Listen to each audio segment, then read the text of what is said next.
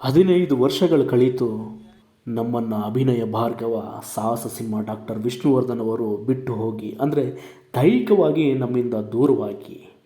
ಈ 15 ವರ್ಷಗಳಲ್ಲಿ ಪ್ರತಿ ಸಲ ಅವರ ಹುಟ್ಟುಹಬ್ಬ ಹಾಗೂ ಪುಣ್ಯ ಸ್ಮರಣೆಗಳು ಬಂದಾಗ ನಮಗೆ ನೆನಪಾಗೋದೇ ಈ ಸಮಾಧಿಯ ವಿವಾದ, ಅಂದರೆ ಅಭಿಮಾನ ಸ್ಟುಡಿಯೋದಲ್ಲಿರೋ ಸಮಾಧಿಯ ವಿವಾದ.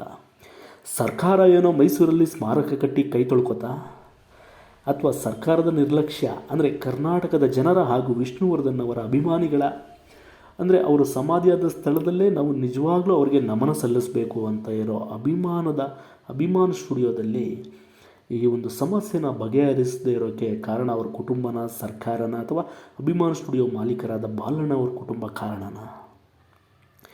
ಏನೇ ಆಗಲಿ, ನಿಜವಾದ ಸ್ಥಳದಲ್ಲಿ, ಅಂದರೆ ಅವರ ಸಮಾಧಿಯಾದ ಸ್ಥಳದಲ್ಲಿ ಅವರಿಗೆ ನಮನ ಸಲ್ಲಿಸೋಕೆ ಸರ್ಕಾರದಿಂದ ಬೇಗ ಈ ವಿವಾದನ ಬಗೆಹರಿಸಿ 10 ಕುಂಟೆ ಜಾಗವನ್ನು ಅಭಿಮಾನಿಗಳಿಗೆ ಹಾಗೂ ಕರ್ನಾಟಕದ ಜನರಿಗೆ ಅವರಿಗೆ ನಮನವನ್ನು ಸಲ್ಲಿಸೋಕೆ ಬಿಟ್ಕೊಡ್ಬೇಕು ಅಂತ ಸರ್ಕಾರಕ್ಕೆ ಮನವಿ ಮಾಡ್ತಾ, ಇನ್ನಾದರೂ ಮುಗಿಯಲಿ ಬಂಧನ ಈ ವಿಷ್ಣುವರ್ಧನನಿಗೆ.